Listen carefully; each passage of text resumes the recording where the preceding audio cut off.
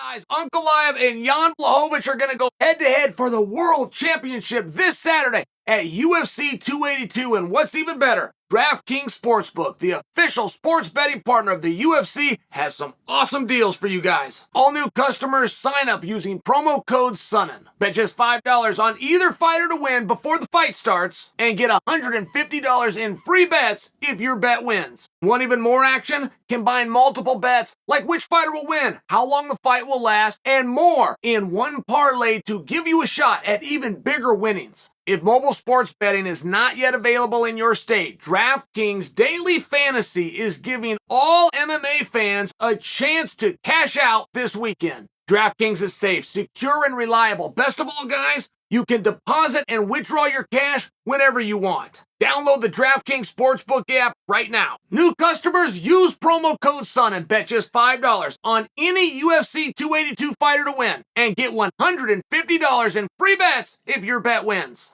That's promo code SON and only at DraftKings Sportsbook, the official sports betting partner of UFC. Prochazka's shoulder, said to be the worst that I've ever seen. Allegedly, that's a quote from the doctor that looked at him. Does this all the day. It's the worst that I've ever seen. But Prochazka says he wants to fight. Who's stopping him? And how does that work? That's an interesting process. And would that happen had this not been on the heels of Aaron Pico's shoulder going out in front of the world as he tries to get it back in? The referee has to stop the match. Would it not on the heels of TJ Dillashaw's shoulder going out and TJ disclosing to the world, this happened in camp, I had a pretty good idea this was going to happen here too? Prochazka's shoulder is the worst that an expert has ever seen, but Prochazka wants to fight. Who stopped him? I don't have the answer to that. I do think it's a peculiar question, and not very many people do. I've been told that that's a silly thing to speak about. Let me share with you perhaps some of my background and where this came from. In 1989, there was a young man in Oregon, and it was a guy that was older than me. It was a guy that I looked up to. He was in our wrestling club named Bobby Janice. Bobby Janice went on to be the most winning wrestler in the state of Oregon's history. Now, like all records, right? They're set to be broken, but at the time, he was the one that had it. And anything that could be wrong with his knee was wrong with his knee. From the MCL to the ACL to the cartilage, people call that meniscus. Anything that could be wrong with the knee, I'm quoting right now. I'm quoting what the doctor said. Anything that could be wrong with the knee was wrong with his knee, and therefore he was done and would not be moving forward.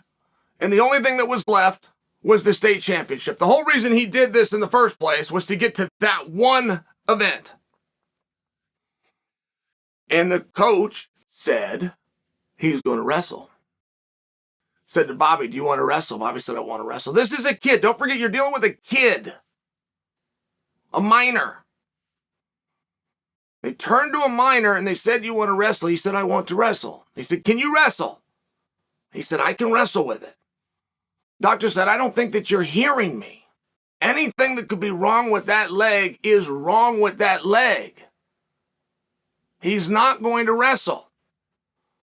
And the coach, after getting the opinion of the athlete, told the doctor, if everything that could go wrong with that leg is wrong with that leg, then nothing bad can happen to that leg. Nothing worse can happen. This competition, no matter which direction it goes, cannot make his leg any worse, according to you, according to what you just said. So what difference does it make?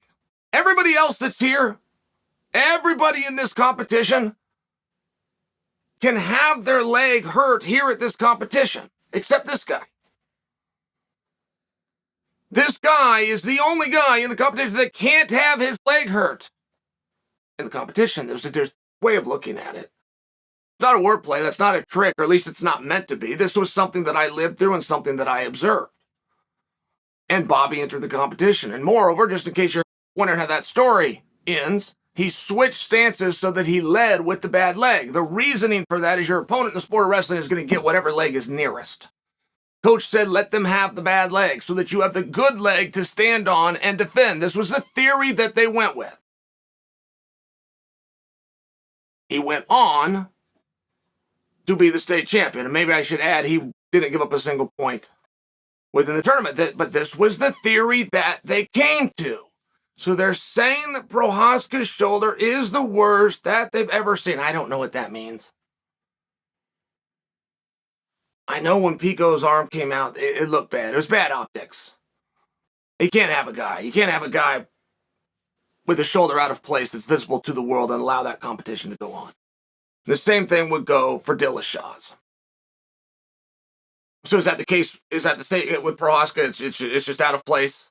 Chael's making a stupid. Bring him to weigh-ins with the shoulder out of place and face him off and walk him in the ring. Or it is in place. He's going to have to favor it. He's going to have to come up with a strategy and strike around it. I will fully admit I don't have all of the details. Do I need him? Prochazka said he wanted to fight. Do I need him? That shoulder can't get any worse than it is now. What, I mean, are you going to stop him from doing other things? Is he stopped from going to the grocery store? Is he stopped from watching TV? Is he stopped from showering? Is he stopped from driving a car? Fill in the blanks. Are you going to stop him from doing other things? No. You do absolutely anything in life except this. Okay, great. But he said he wants to do this. He said that he can. You're saying he can't, but you're saying he can't not because it could hurt it worse. Not because it could be injured in the first place. So what is the reasoning on that? And I'm open to it. I'm well aware I've got a hold of this thing by the wrong end, but articulate for it. Say it for me. He can't protect himself. You're sending a one-armed guy into an ass-whipping contest. He's going to go get beat up. That's not what we do here. That's irresponsible. I'll listen, but say it. Say it. Don't assume that it's said. Say it. Everybody that gets in there facing an ass-whipping. 11 fights that night. 11 of those guys are going to find that ass-whipping.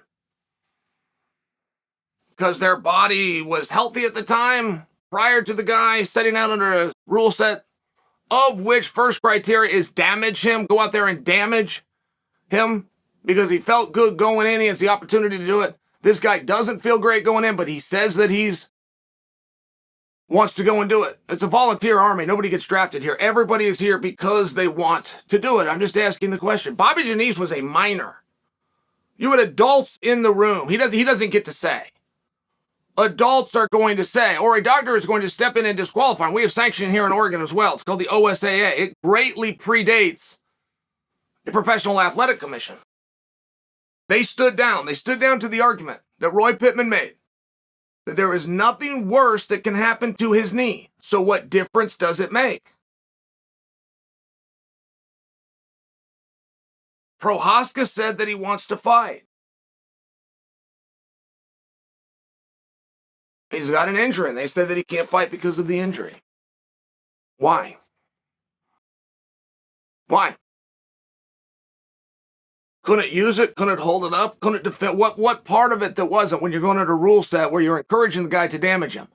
Had the fight started and the guy damaged his shoulder, Prochazka's on his feet and he's moving around. Now, he would have had to make adjustments in the arm. He would have been using his shoulder to block him, and I'm just guessing things like this, but the fight wouldn't have been stopped. The fight would have continued.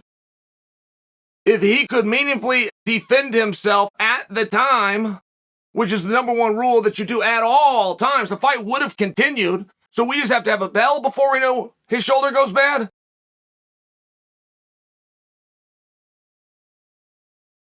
Why can't we know the shoulder's bad before the bell? That argument is not going to work. This isn't the hill that I want to die on. But it's the discussion that I would like to have. Tell me the coaches were wrong in 1989. They took a minor Minor said he wanted to do it. Doctor said your leg's all messed up. Minor agreed it's messed up. He then furthered the statement, said, I want to do it. Took on 4 guys. Story turns out he beat them all. Prochazka's being asked to take on 1 guy, a specific guy, not a tournament, not where it could be anybody that falls in at anybody's order. I mean, that sounds like really tough. A competitive architecture, you're going to have to take on 4 guys in a 24-hour period. Oh, by the way, you don't know who they are. Prochazka knows specifically who I'm taking on at a very specific time. Them rules are easy. I see guys block out fist fights all the time. I think, man, good thing you didn't do amateur wrestling. That wouldn't have worked for you. But Prochazka says he wants to do it.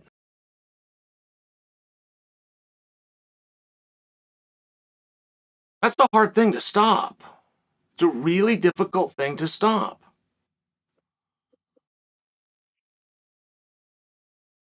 Do you think they were right to have stopped it?